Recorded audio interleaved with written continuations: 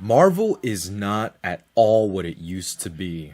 And I know this is a very cliche thing to say, you guys have probably heard it around the internet thousands of times, but between DEI hires, extended and inflated budgets, and low performing quality movies, the MCU is not showing any signs of putting on a major comeback, much less releasing a decent movie with the chance of bringing back all the people or all the fans who it has lost along the years. And I thought this would be the perfect time to start talking about the latest news about Captain America Brave New World. So guys, if you guys do enjoy these kinds of videos, make sure you guys do go ahead and drop a like in the like button down below. Subscribe and turn on notification bell icon to stay up to date with all the latest and greatest videos. I know I haven't been uploading any videos in the past like 4 to 5 days. I was really sick. I just recovered from a really bad fever, and now we are back and ready to go for more daily uploads. So for today's video, without further ado, Captain America Brave New World, according to Deadline,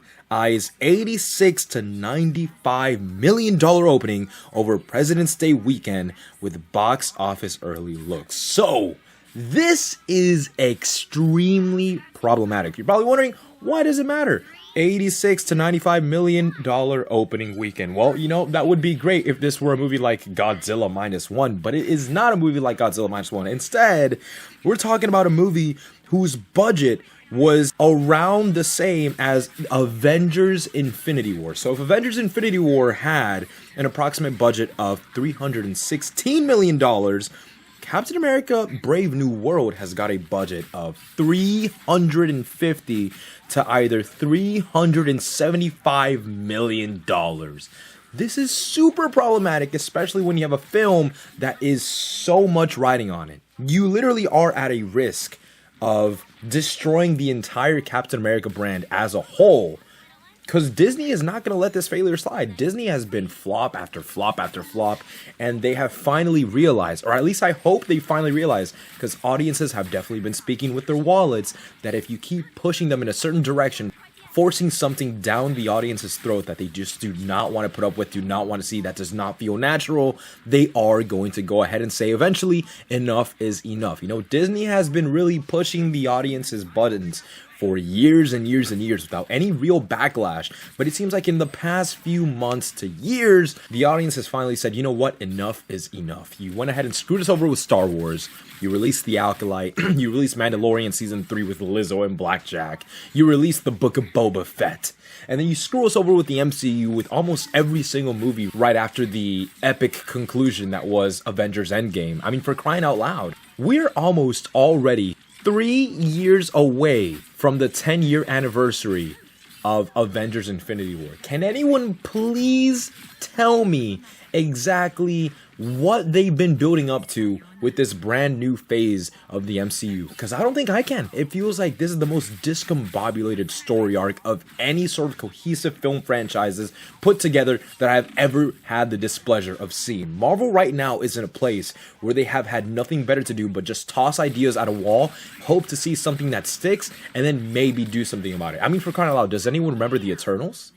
They're finally doing something to address the giant celestial sticking out of the earth in this movie in Captain America 4 Brave New World, which is like, finally, it only took you, what, like 5 years? What about the other projects in the MCU? What about the other cliffhanger endings and all of the other Marvel projects that keep alluding to something greater that never actually ends up happening? I mean, for crying out loud, we have how many different plot threads? We have a plot thread in space, we have a plot thread on Earth with Captain America Brave New World, which is trying to emulate the same tone as Captain America the Winter Soldier, as evident from their marketing, but it just doesn't hit the same.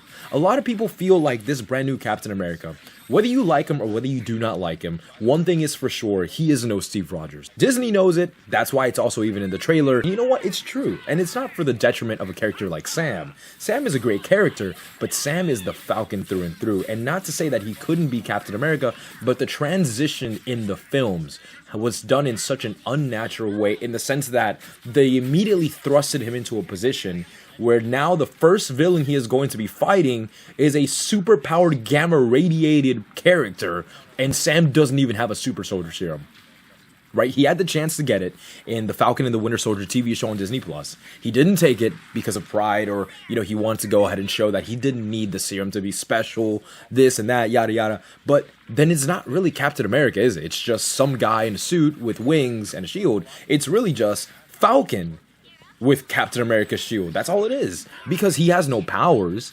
He doesn't have any extra punch behind that punch, you know what I mean? Like, he doesn't actually do more damage. So what's the actual draw of this whole project? And a lot of people are just kind of sick and tired of it. So let's go ahead and discuss, just real quick, some of the other articles over here we can see on screen. Screen Rant says, Captain America Brave New World's pre-sales nowhere near Ant-Man and the Wasp's Quantumania, according to box office analysts. And that is the biggest insult you can go ahead and toss to any person out there in charge of movies. Because right now, Ant-Man and the Wasp Quantumania is seen as one of the biggest flops. I mean, for crying out loud, that movie did definitively kill anything to do with future projects relative to Ant-Man. Is this going to do the same thing to Captain America? A lot of people like Captain America, and you know what? That's the problem, and that's the risk that comes with going ahead and changing the character, whether it be in the source material like in the comics, whether it be in a film, because I've seen a lot of fans say things like, Captain America, Sam has been Captain America in the comics. Why is it such a big deal? It happens in the comics. It's accurate to the comics. Have you ever thought of how that translates to film, though? And moreover, have you ever thought about how that translates to film when it's done by a company that's proven time and time again that they care more about DEI points than they do about actually giving you a quality entertainment product? And have you ever thought about how, with that, all those facts taken into account, how the audience might then be reactive to that? How they might be eventually getting sick and tired of being manipulated just for the sake of being immune, or having a film product be immune to criticism, because if you don't like it, then just like The Acolyte, the director and the actors start attacking the fans, calling them the ists and the phobes. Is that okay? Because I sure as hell don't think it's okay. And you know what? That's exactly why a lot of people are really tired about this. It doesn't feel like, even though passing of the mantle to someone like Sam was natural at the end of Avengers Endgame, which in my opinion it definitely wasn't, because honestly, you have a character like Steve who's all about redemption and believing in someone and trusting and love. Why didn't he pass the shield on to Bucky? Bucky was also Captain America in the comics. What's the excuse there? And on top of that, Bucky redeemed himself, right? You have a Bucky that actually went to the extent of recovering. The people in Wakanda helped him cure from his own mind control program in the first Captain America movie. So why wouldn't Steve trust his own best friend, who he knew from childhood, to pass on the mantle to?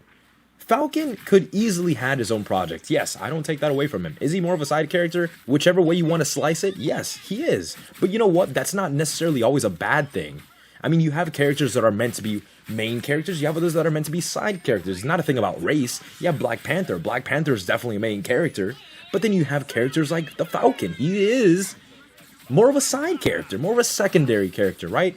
It's like if you gave an entire movie to someone like Vision, right? Which, of course, at the same time, you could argue, well, you know what? They kind of did that with the TV shows. No. Because the TV shows are TV shows. They're their own things. They're meant to be spin-offs. They're meant to be, let's take a deeper look into this character, this relationship between this character, or so on and the other. It has nothing to do with, hey, this is the main attention grab of the film. Go ahead and bring your entire family to come and see this, because this is what's going to make the big bucks. You need to have big names, and not just big names as actors, but big names behind the actual characters you're portraying the entire film about, in order to make things interesting for your audience. And I'm sorry, but Captain America Sam Wilson doesn't have the same attraction to it as Captain America Steve Rogers. And of course, that also has to do with the potential stories that they could have told. Captain America 4 should have actually just been the story of Steve Rogers returning all the Infinity Stones during the events of Avengers Endgame. Because what do we have about Steve Rogers after Endgame? We just have a small takeaway dialogue where in Captain America and the Winter Soldier, the Falcon and the Winter Soldier, they just say that he's dead? How does that make any sense? You gave him an unceremonious death. You never even brought him on screen again. You never even acknowledged it, really. And when you have acknowledged it, it's felt so ignorant, it kind of feels like you quite literally brushed him under the rug. You took him away and threw him into this alternate universe. You didn't even bother making any films about how maybe that reality is different. And through the entire multiversal gimmick that's going on in the Marvel Cinematic Universe nowadays, maybe he could come back to the mainline MCU.